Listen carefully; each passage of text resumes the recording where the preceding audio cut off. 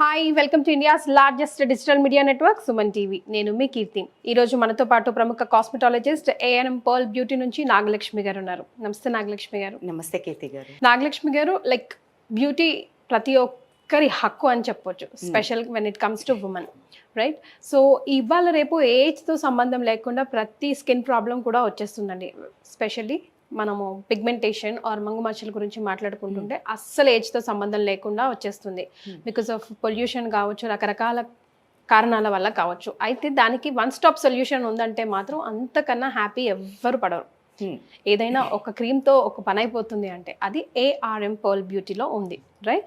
So ఈ రోజు ఈ టాపిక్ మీద మనం మాట్లాడదాం. సో అసలు పిగ్మెంటేషన్ ఎందుకు వస్తుందో సమరప్ చేసుకుందాం. తప్పకుండా కీర్తి గారు. ఎందుకంటే పిగ్మెంటేషన్ అనేది సహజంగా మనకి హార్మోనల్ ఇన్బ్యాలెన్స్ అయ్యే వారిలో కనబడే మొట్టమొదటి సమస్య ఈ మంగు మచ్చలు.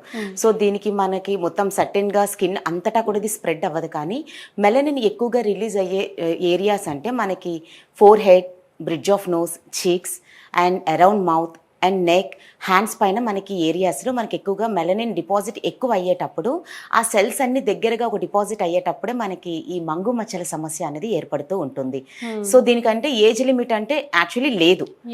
చిన్న పిల్లలు మొదలుకుంటే మనకి పెద్ద వయసులో వారికి కూడా సహజంగా కనబడే సమస్య. హార్మోన్స్ తేడా చిన్న పిల్లల్లో కూడా ఉంటుంది కదా? ఉంటుందండి. ఎందుకంటే మెచ్యూర్ అయిన తర్వాత హార్మోన్స్ గురించి మాట్లాడడం విన్నాం మనం, అట్లీస్ట్ మనం చిన్నగా ఉన్నప్పుడు. ఇప్పుడేమో బిలో ఏజ్ లో కూడా మాట్లాడేస్తున్నాం. యాక్చువల్లీ ఆ టైంలో ప్యూబర్టీ స్టేజ్కి వెళ్తారు కాబట్టి జనరల్గానే హార్మోన్స్ ఫ్లక్చువేట్ అవ్వటం అనేది సాధారణంగా గమనిస్తూనే ఉంటారు. అయితే ఎక్కువగా మనకి హార్మోనల్ ఎంత ఇన్బ్యాలెన్స్ అయ్యేటప్పుడు కనబడుతూ ఉంటుందో, అదేవిధంగా ఎక్కువగా సన్ ఎక్స్పోజర్లో ఉండే వారికి కూడా మేజర్ ఇష్యూ మెలనిన్. సో ఎందుకంటే మెలనోసైట్స్ నుండి మనకి మెలనిన్ అనేది ఎక్కువగా ఉత్పత్తి జరుగుతూ ఉంటుంది కాబట్టి ఈ సమస్య, ఈ మంగు మచ్చలు అనేవి వస్తూ ఉంటాయి.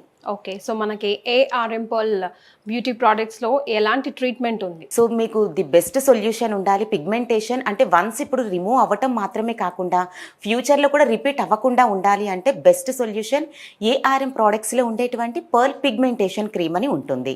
సో ఈ పిగ్మెంటేషన్ క్రీమ్ అనేది ముఖ్యంగా ఇందులో ఉండేటువంటి ఆల్ఫా ఆర్బియోటిన్ కానివ్వండి, హైడ్రోనిక్ యాసిడ్ కానీ, pearl and fruit extracted ingredients, ఇటువంటి పవర్ఫుల్ యాంటీ ఆక్సిడెంట్స్ అనేవి కాంబినేషన్లో ప్రిపేర్ అవుతుంది కాబట్టి ఈ పిగ్మెంట్ సెల్ ఏదైతే ఉంటుందో కంప్లీట్గా డీప్ లేయర్ నుండే పూర్తిగా రిమూవ్ చేయడం జరుగుతుంది.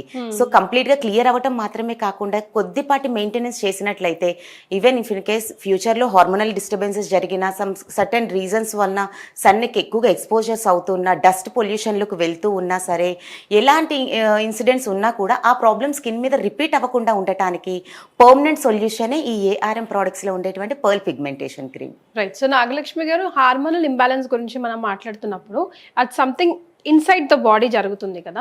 సో మనం క్రీమ్స్ అనేవి పైన స్కిన్ టెక్స్చర్ కి అప్లై చేసేది కదా. సో ఈ రెండిటికి ఎట్లా మ్యాచ్ అవుతుంది? వెల్ సెడ్ అండి, కరెక్ట్ క్వశ్చన్ అడిగారు. ఎందుకంటే చాలా మందికి ఈ డౌట్ అనేది ఉంటుంది. ఎందుకంటే ఇంటర్నల్ గా హార్మోనల్ కి మనకి ఎటువంటి హార్మోనల్ థెరపీస్ కానీ ఏదైనా సరే మీరు తీసుకోవచ్చు. అండ్ ఈ క్రీమ్ అనేది ఎలా ఎఫెక్ట్ అవుతుంది అంటే, ఇది మనకి మెలనోసైట్స్ అనేవి ఎపిడర్మిల్ అండ్ డెర్మిల్, హైపర్డర్మిల్ లేయర్స్ నుంచి మనకి స్టార్ట్ అవుతూ ఉంటుంది. సాధారణంగా చూడండి, చాలా చిన్న చిన్నగా లైట్ గా కనబడుతూ ఉంటుంది. అంటే వారికి ఎపిడర్మల్ పిగ్మెంటేషన్ అంటారు. అంటే చర్మం పై పొరలోనే ఉంది, ఇంకా అది డీప్ లేయర్ లోకి వెళ్ళలేదు. సర్టన్ కేసెస్ వల్ల ఆ మెలనోసైట్స్ అనేవి డర్మల్ లేయర్ లోకి పడిపోవటం జరుగుతుంది. వారిలో మనకి డార్క్ బ్లూయిష్ కలర్ లో కనబడుతూ ఉంటుంది, బ్రౌనిష్ కలర్ లో కనబడుతూ ఉంటుంది. అంటే అది సెకండ్ స్టేజ్. సో డర్మల్ పిగ్మెంటేషన్ గా వస్తూ ఉంటుంది. ఈ క్రీమ్ ఎలా ఎఫెక్ట్ అవుతుంది అంటే, వాటిపై ఉండేటువంటి ఈ యాంటీ ఆక్సిడెంట్స్ అనేవి ఈ క్రీమ్ మనం అబ్జర్వ్ చేయడం ద్వారా స్కిన్ డీప్ లేయర్ నుండి ఫ్లెష్ అవుట్ చేయడం జరుగుతుంది. కనుక మనకి ఎన్ని లేయర్స్ నుంచి ఉన్నదైనా, ఇఫ్ ఇన్ కేస్ మళ్ళీ మనకి హార్మోనల్ ప్రాబ్లం జరుగుతూ ఉన్నా కూడా ఆ ఎఫెక్ట్ స్కిన్ పై రాకుండా చేస్తుంది. సో దట్స్ ద రీజన్, మీకు ఇంటర్నల్ గా మీరు ఎలాంటి ప్రాబ్లం ఉన్నా సరే ఈ క్రీమ్ అనేది 100% ఎఫెక్టివ్ గా రిజల్ట్ ఇస్తుంది. ఏఆర్ఎం పర్ల్ బ్యూటీ పిగ్మెంటేషన్ కి సంబంధించిన క్రీమ్ ని ఎట్లా యూస్ చేయాలి?